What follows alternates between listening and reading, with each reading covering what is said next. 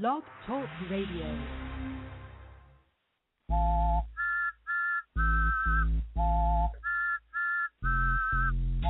Blog Talk Radio.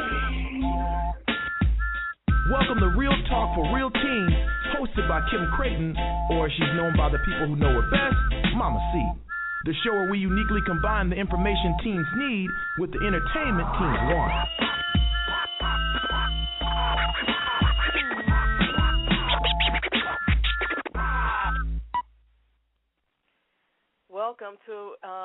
Welcome to the nice episode of Real Talk for Real Teens. My name is Kim Creighton. I am your host.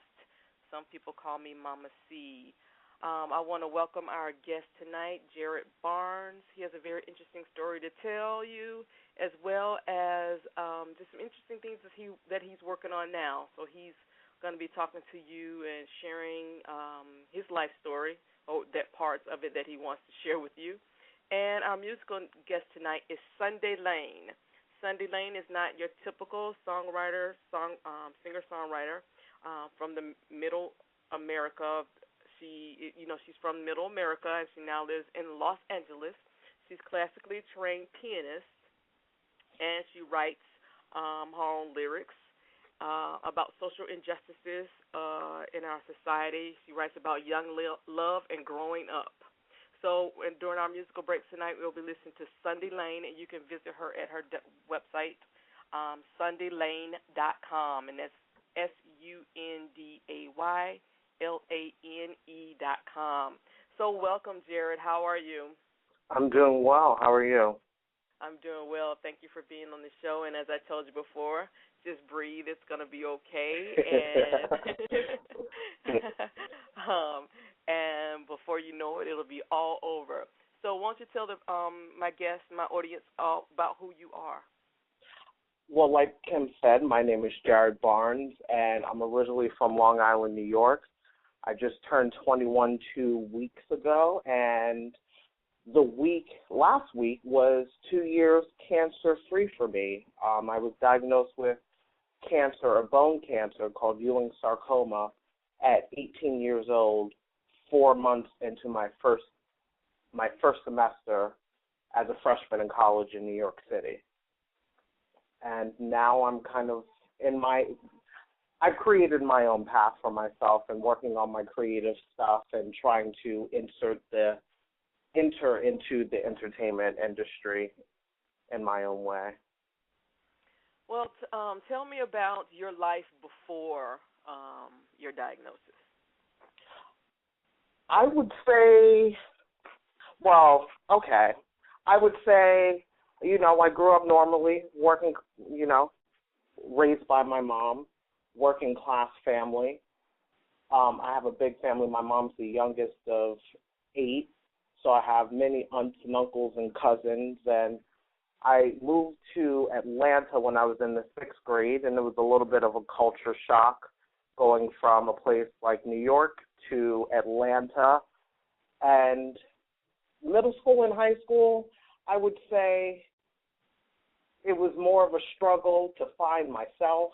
And I would say the last 2 years of high school, junior and senior year, I was really coming into my own and deciding, why do I care what other people think about me? It's only going to hold me back. And, high school, I wasn't a troublemaker in high school, but I can definitely promise you that my teachers have some interesting stories about me because I was always distracted and somehow always entertaining the class with my antics.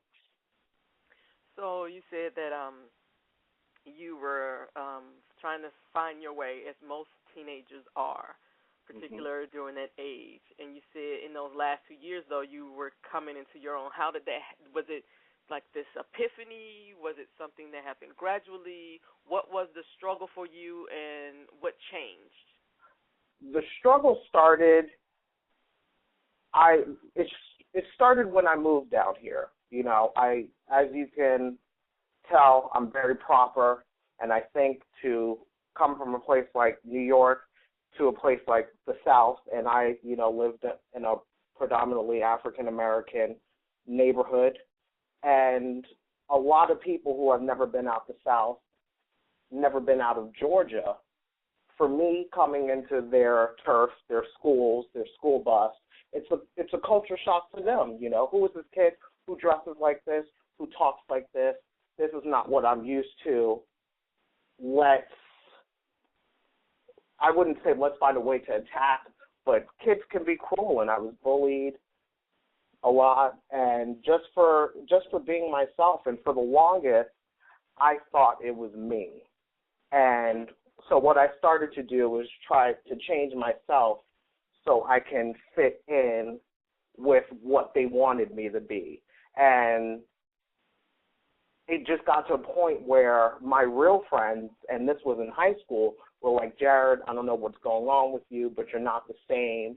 You know, you have this who you are and who you're trying to be, and eventually they're going to collide and you're not going to know who you are. And I just had to get to the point where it's like, I want to go to New York for college.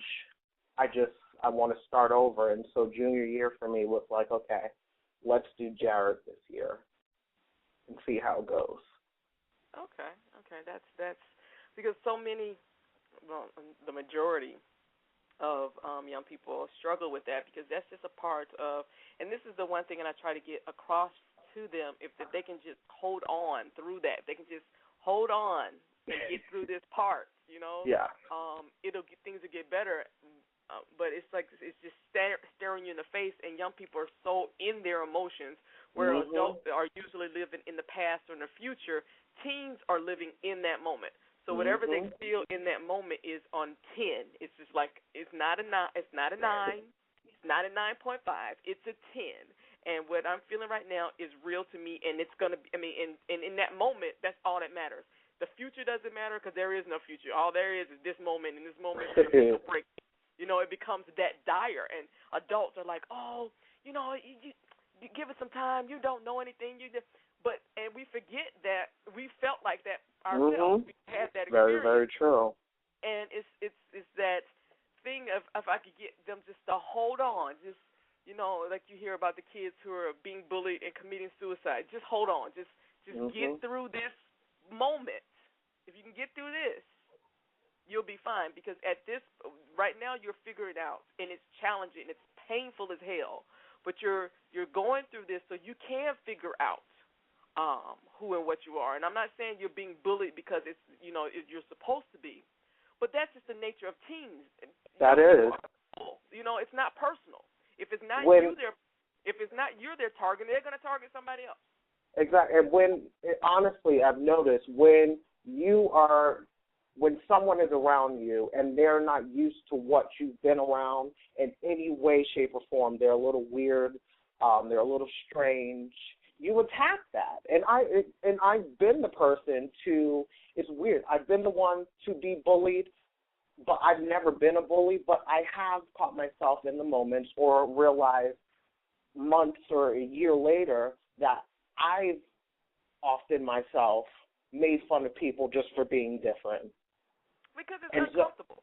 And we live in and it's uncomfortable because we're socialized to be groups. But our innate being says that we're individuals. We are individuals, and everything about how we gather and even in families, you know, everybody, even though you're different, this is how the family does it. You know, everything is grouped. And if you don't fit into that group as the group defines it.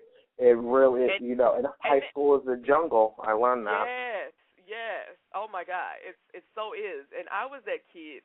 I was weird. So people just took me as being weird. I wouldn't say I got bullied because the people who were doing that stuff, that, you know, that mean crap, were my equals. So it wasn't that I was being bullied, but I was being, because I didn't feel threatened or anything like that. But what I did, never felt, they made it a point not to make me a part of the group. So I got used to not being in the clique. And so that really has helped me, though, because I can, in high school, I could easily move from the Hispanic group to the nerd group to the pothead group to the African American kids, to the band geeks or whatever. I could move in all of them and find and just be enough on the periphery to enjoy them, but then move back out again. And that was the same. That was the same exact way how I was in high school. That I could be friends with anyone and jump around to different groups. And it actually wasn't until junior year where I actually had my group of friends, which is when I got fully involved in theater. And that's basically my group, my core group of friends till to this day. Yeah, theater geeks. Yeah. Yeah. Mm-hmm. Yeah. I'm proud of it. Yeah, but that's what I'm saying.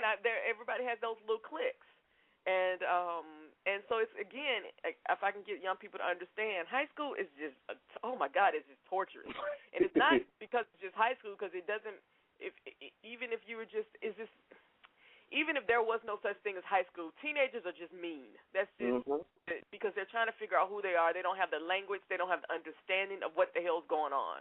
And anything that comes up against them that's different or can come in and usurp their what they conceive as their power, their position, they're going to knock you down just to save face.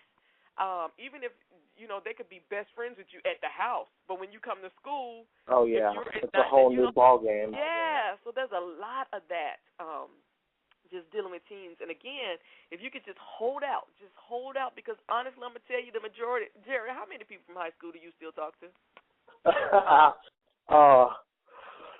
Exactly. I would say ballpark. Yeah, I would say ballpark maybe 15, but it's probably low. Honestly, like on a regular basis, maybe 10 the most. Exactly. And what's a regular basis? Just like a couple of times a week, like how are you? What's going on in your life? When do you come home for summer break? Let's hang out. Or the people who live in Atlanta, the people who I hang out with in Atlanta are the people I know from school. And that group of people is like maybe 5. Okay, so pause right there because we're going to pick this up. So that's where we're going to go, and we're about to take a station break and play Sunday Lane's first song.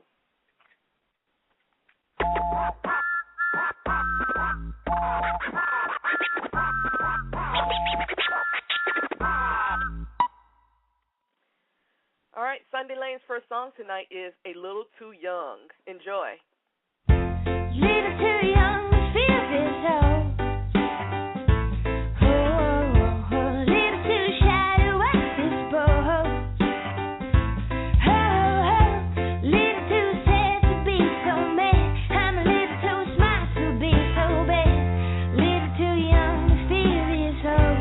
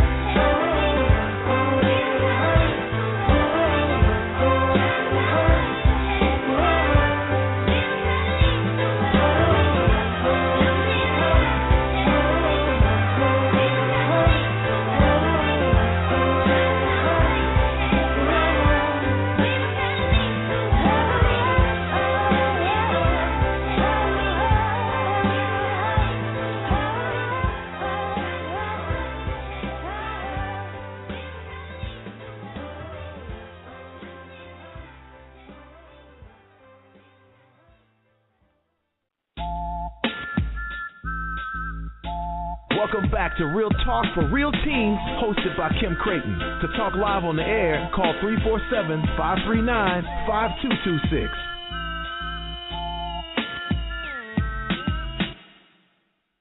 Welcome back to the show. Again, my guest tonight is Jared Barnes. And so we were talking about how many friends that you talk to, and I'm just going to be honest. As you get older, that number's gonna go down. And that scares me because I love like the group of people that I have in my life. I love so much. And and it doesn't. And again, that doesn't mean anything wrong. Life just happens, and you're gonna find new people that you love. And who weren't in your life at that age, and I have people in my life now that I wouldn't have known had I not moved back home to Atlanta, started teaching in the school district that I was teaching in, and blah blah blah. And I would not trade them for the world. But to be honest, I am happy that I'm not friends with everyone that I was friends with in high school. Exactly. Because you've grown, you have different values, you have different goals, and so and that just happens. That's just natural. It's not anything wrong with it. It just happens. So so up until this point, you graduated. You had your life together at this point because you already figured out, hey, this is how I'm going to live. I'm going to be Jared. I'm not going to worry about anything else. Yes, I had a plan. I was like, I'm moving. I'm originally from New York, like I said. I was like, I'm moving back to New York. I am going to major as an actor in college. Luckily, I have family all throughout, the tri-state area. So my cousin let me live with her, and I just commuted from Long Island to the city every day for school. And luckily, down the street from me, two very good friends of mine from high school went to school in Manhattan. So I still had a little piece of Atlanta with me in New York, and it was great. And then, I was kind of knocked on my behind 4 months later. Okay, so do me a favor and speak into the phone a little bit more. Okay.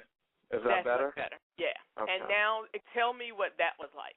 So you're 4 months into school, you're enjoying being back in New York, doing your thing, and then? Yes.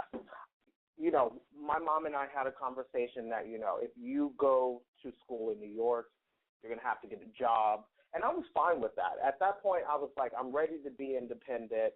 I got a job at Century 21 department store. I would go to work every day after class, and only on the weekends would I go out with my friends. I didn't do any of that Thirsty Thursday or whatever Wednesday.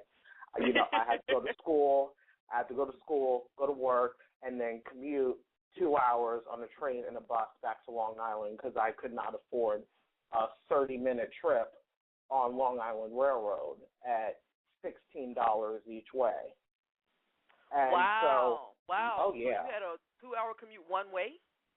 Yes, one way. I would wake up like 6 o'clock in the morning, and I would have to take the bus from Westbury, New York to Queens, and that was an hour because all the people you have to pick up and drop off.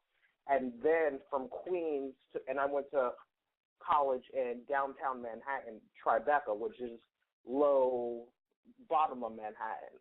And so and that train trip was an hour. And so, 2 hours to school, school, work, commute 2 hours back to Long Island. Okay. And then I had this bump on my lower abdominal stomach throughout senior year, and I didn't think anything of it. And, of course, you have to get a physical before you go to college. College wants that medical information. And I told my doctor about it. My mom was there with me when I had my physical, and my doctor diagnosed it as it was something that happened. It was an infection from soap. If you don't wash soap off your body correctly in the shower, it will get under your skin and cause an infection.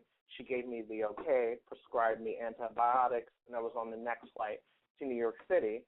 And then as time is progressing in New York, my friends Seth and Hope both pointed out to me, and they're like, Jared, I think that bump has gotten bigger since we graduated high school.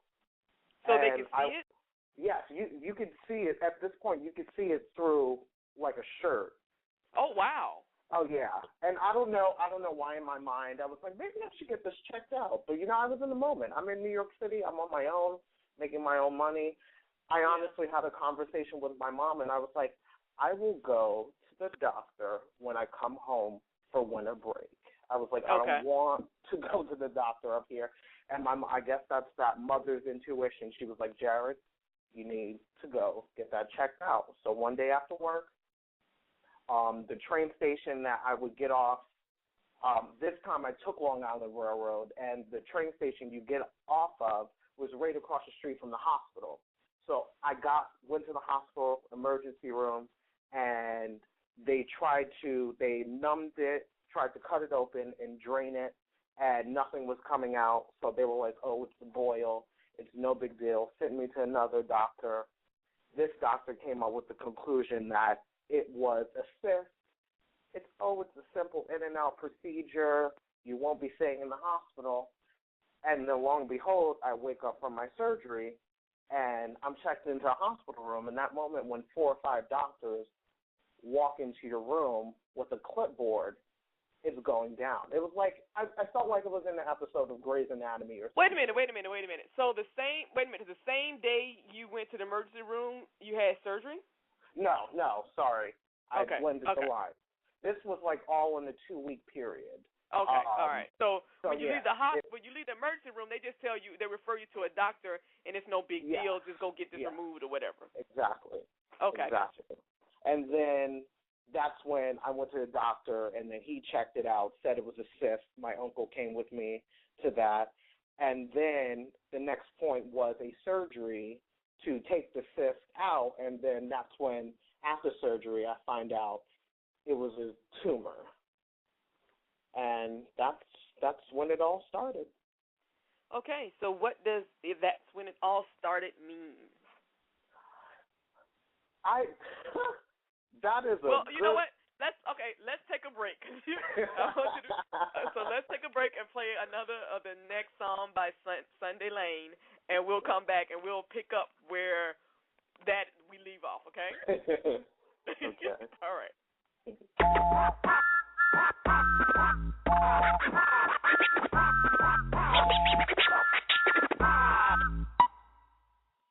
All right, this song by Sunday Lane is "Get to Ya."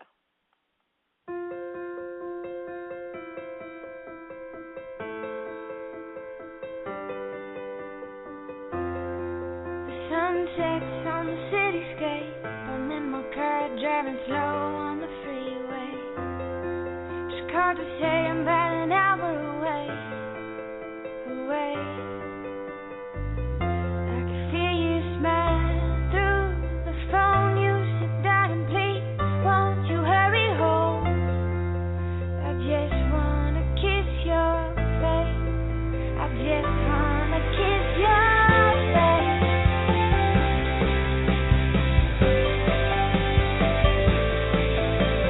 Everyone said don't get your hopes too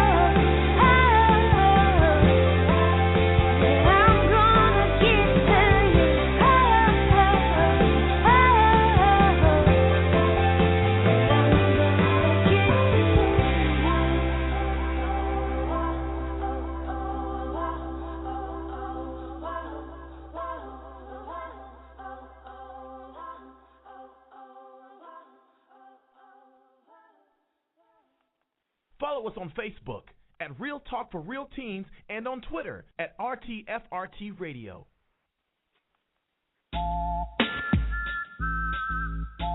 Welcome back to Real Talk for Real Teens, hosted by Kim Creighton. To talk live on the air, call 347-539-5226.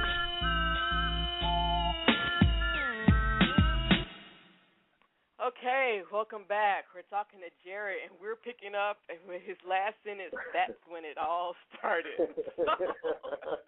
It sounds so dramatic.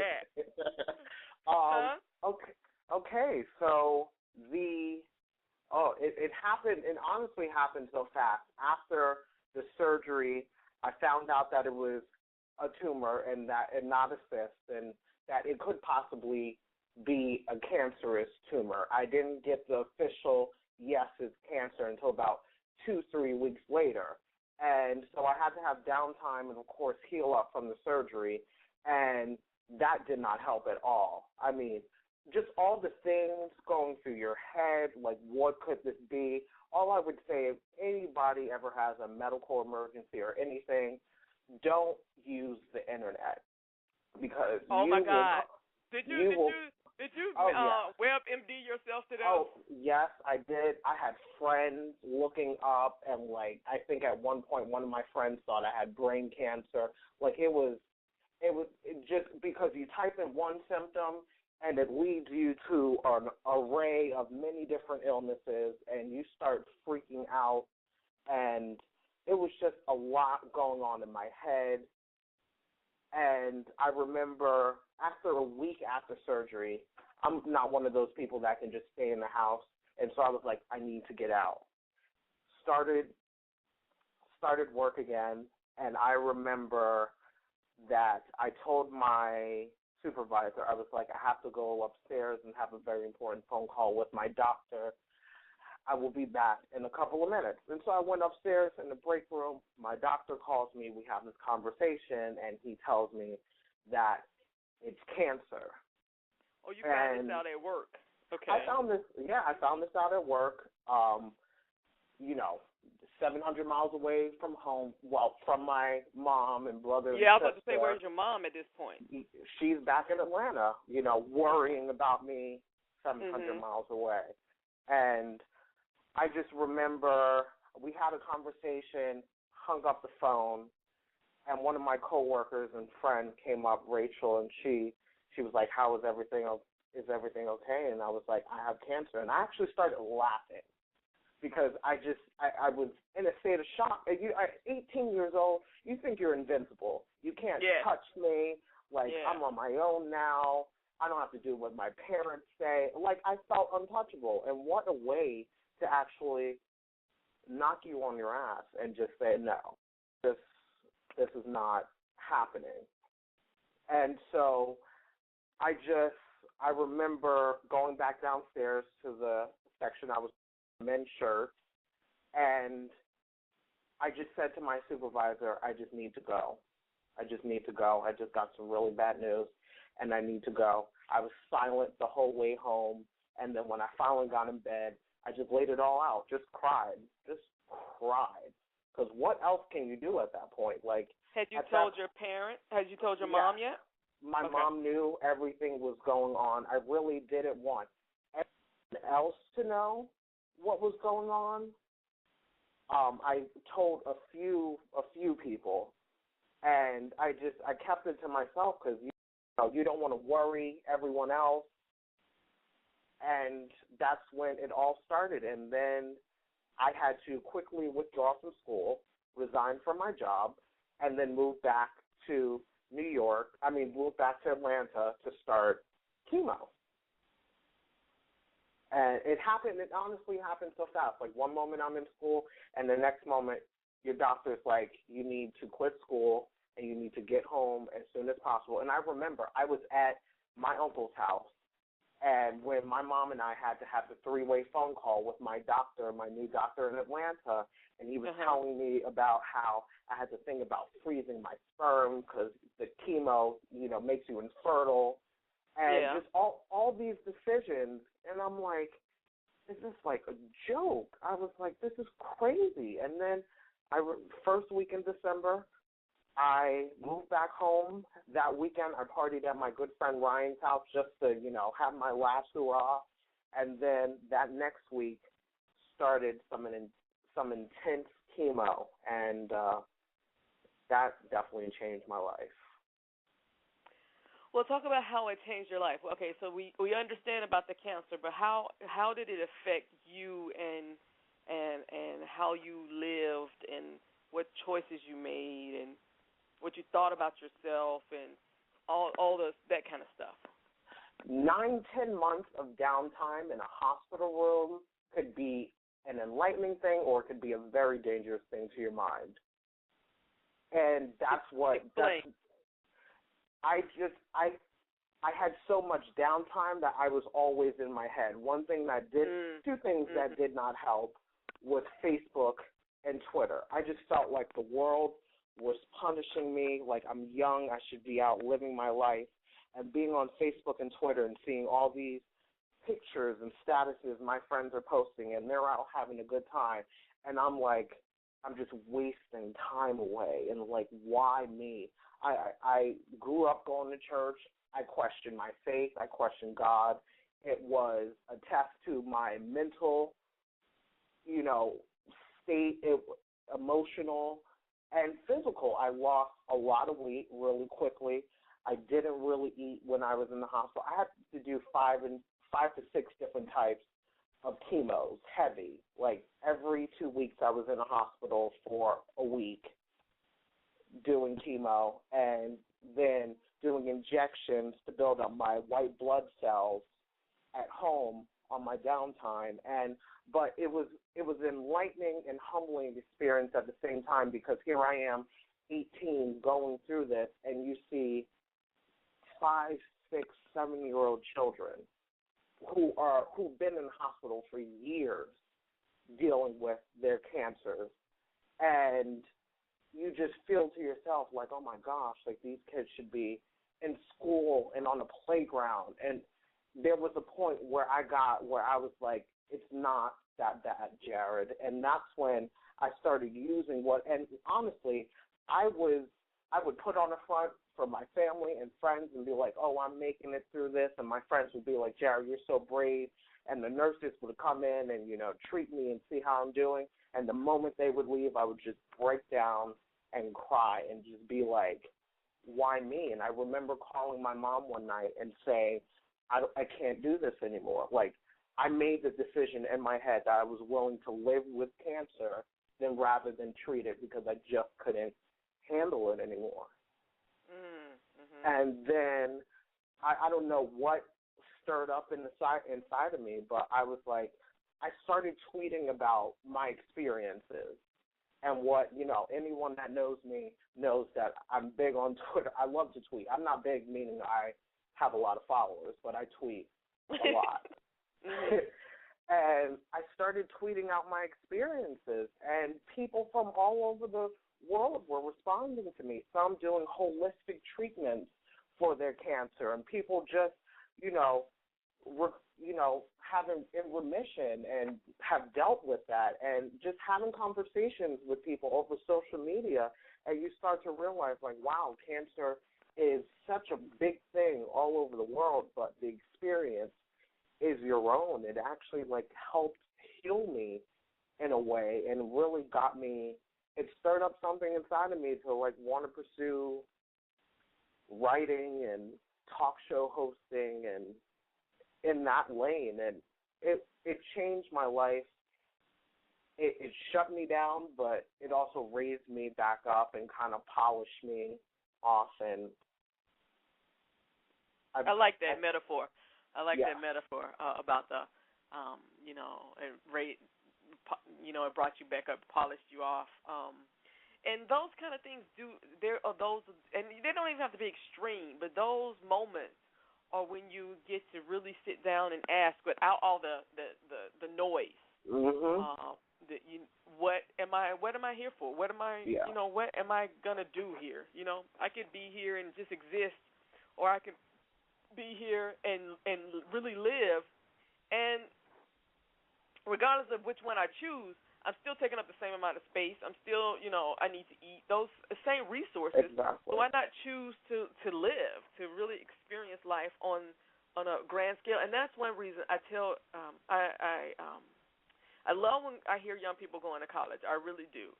But one thing I caution them is college is not just about getting good grades.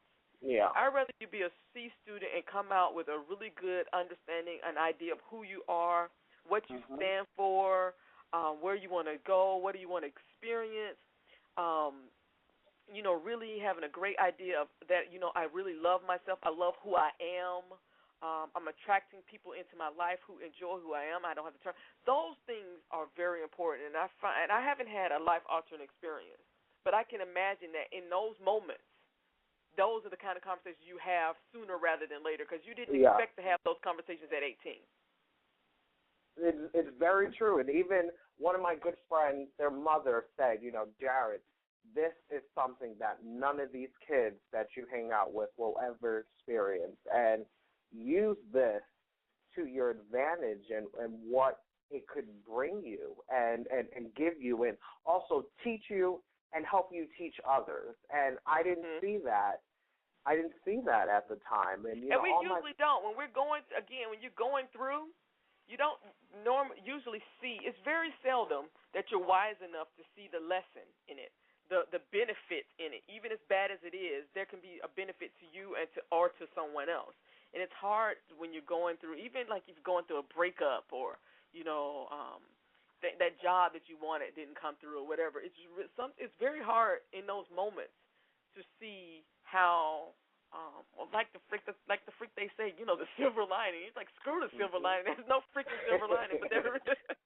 And teaches you so much about life. Many of us take life for granted. We think, we have a right to life, and yes, we technically have a right to life, but life is very much so a privilege. Like, how many people do you know that one day, last week you just spoke to someone on the phone, and then the next week they've died.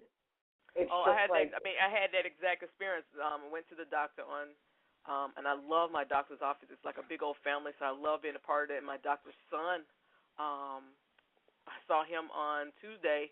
Got a call Wednesday. He died Wednesday morning. He had a seizure, and I was like, "What? Huh? What?" That's exactly. It just anything. That's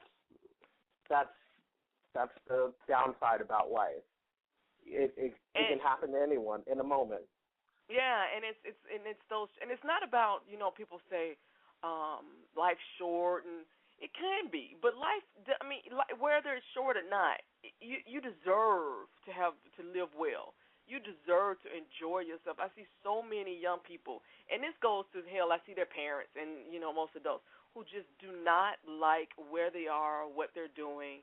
And the one thing, like I said, I can tell the young people, just hold on. You can make it, even if your parents haven't made this choice. Even if you can make that choice to to choose how you want to be. Do you want to be joyful? Or do you want to just be upset and angry all the freaking time? It's like I see so many kids who, the courts put them in anger management problem. They don't have an anger management issue. They have a very good reason to be damn angry. Their home life sucks, so they don't have an anger management issue.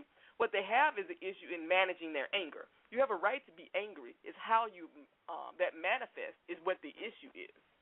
Exactly, and I've learned. I don't know. It's hard to explain. It's just everything that has happened in that 10 months of cancer and chemo, and I turned out so well. Like I said, there were kids who have been there for years, and my situation wasn't so bad, and it just ignited something in me that made me passionate about something I didn't even consider at 18 or even in high school. And now I'm all about, I want to build my own business and make something for myself, and I don't want to be 28, 29 and just figuring it out. And there are people older. There are people older than 28, 29 have not figured it out yet. But so this has caused you to think beyond what anything you had ever thought before. So it was like it opened up opportunities or choices you didn't even know you had. It's like that whole not knowing what do I say? It's you don't know that you don't even know. You're not even aware that it's even. So it's like you can't even choose because you don't even know it exists until. So you're saying when you went through something like when you went through your cancer, you realize, oh, these options exist for me. It's very true. It's very true. All right, and let's take a break because that's what I want to. Yeah, I want to talk about that. What you decided from that when we come right back. Okay. Okay.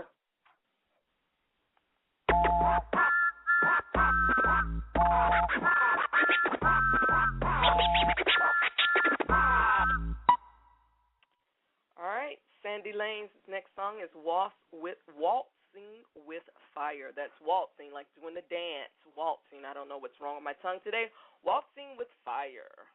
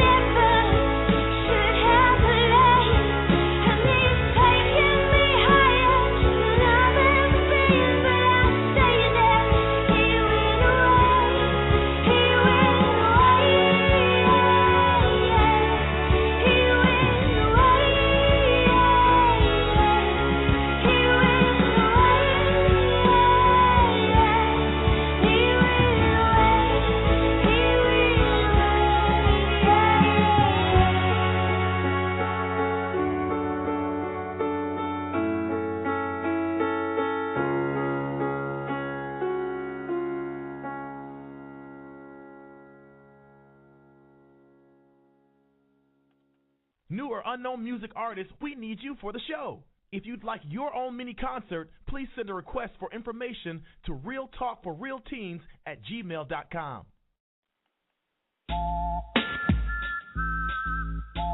Welcome back to Real Talk for Real Teens, hosted by Kim Creighton. To talk live on the air, call 347-539-5226.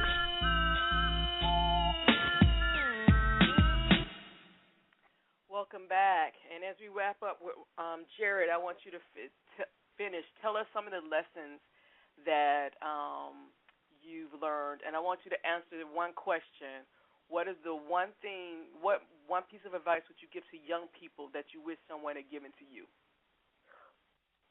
Live for yourself and don't live for anyone else, because while you're spending your time trying to be happy, trying to make other people happy, you're not helping yourself on the inside. Wow, okay. And that seems to be a recurring theme for people. I mean, as you get older, you really realize or recognize the importance of living for yourself. So tell us what you have. So you've come out of your this experience. Are you in remission?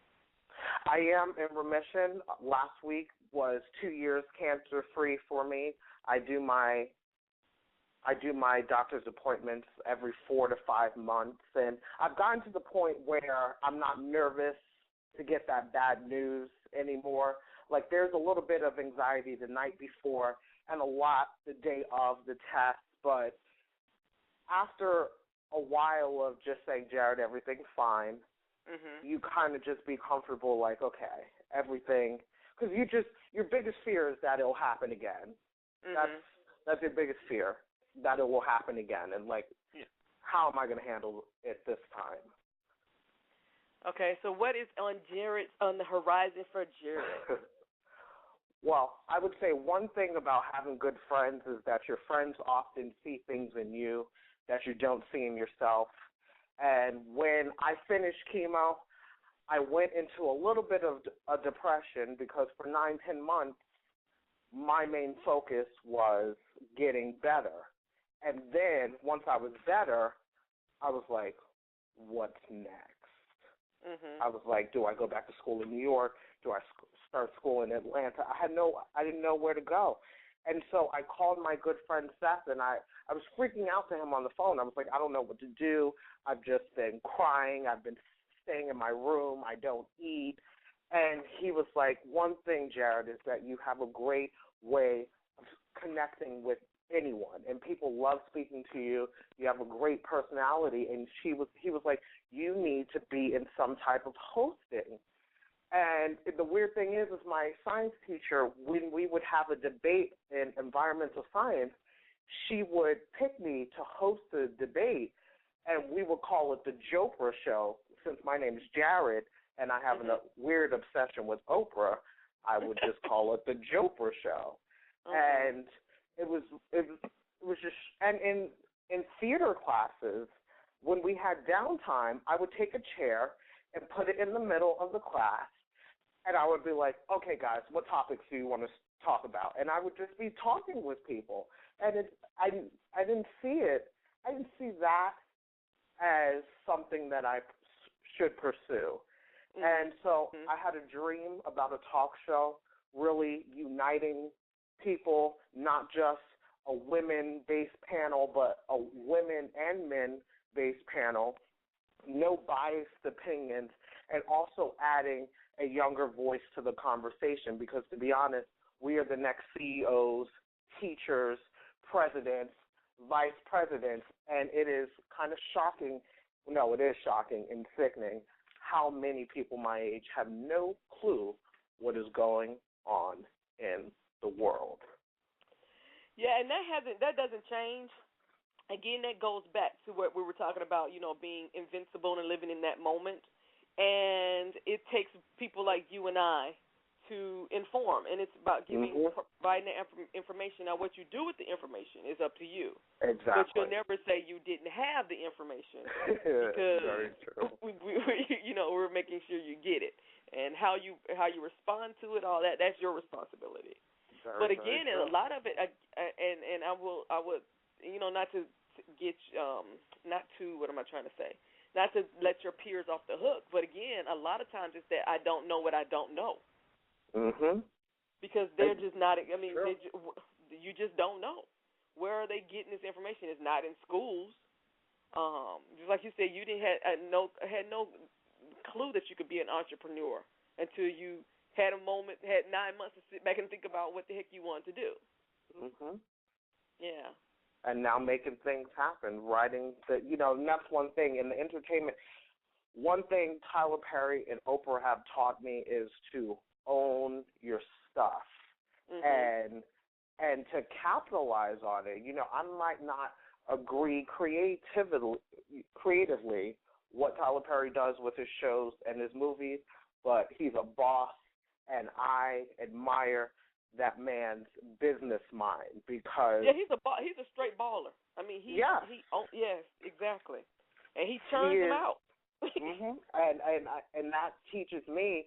I write my own stuff. I want to produce. I want to direct my own stuff. And at my church, I joined the video ministry where I'm learning broadcast audio tech and camera operation, and I'm being taught by people who work for 11 Alive and NBC and Turner Broadcasting, and I'm getting all of that for free. I don't have to pay for anything. And it's just great how everything is kind of lining up as it should, and I'm excited for the path.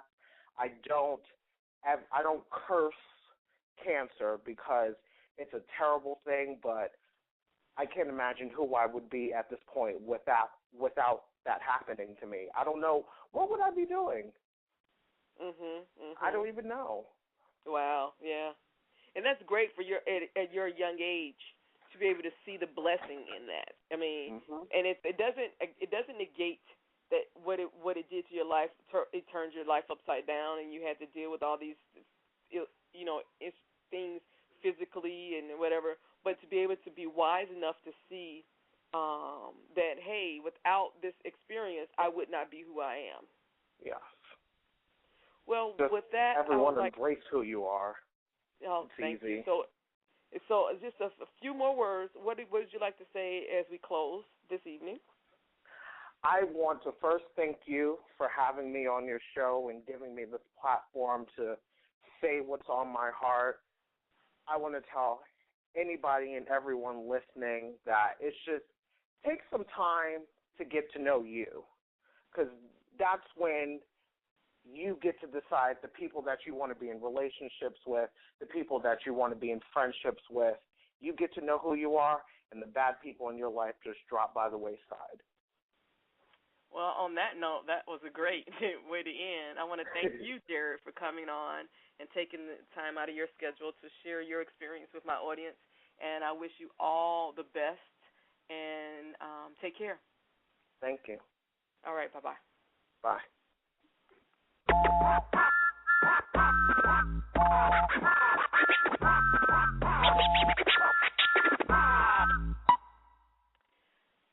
All right, Sunday Lane's last song is Reckless.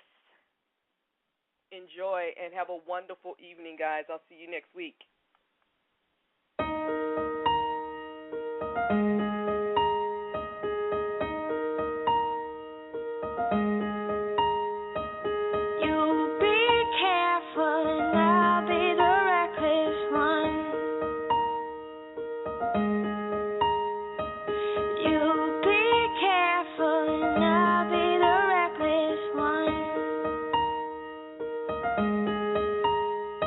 You can be careful and I'll be the reckless one.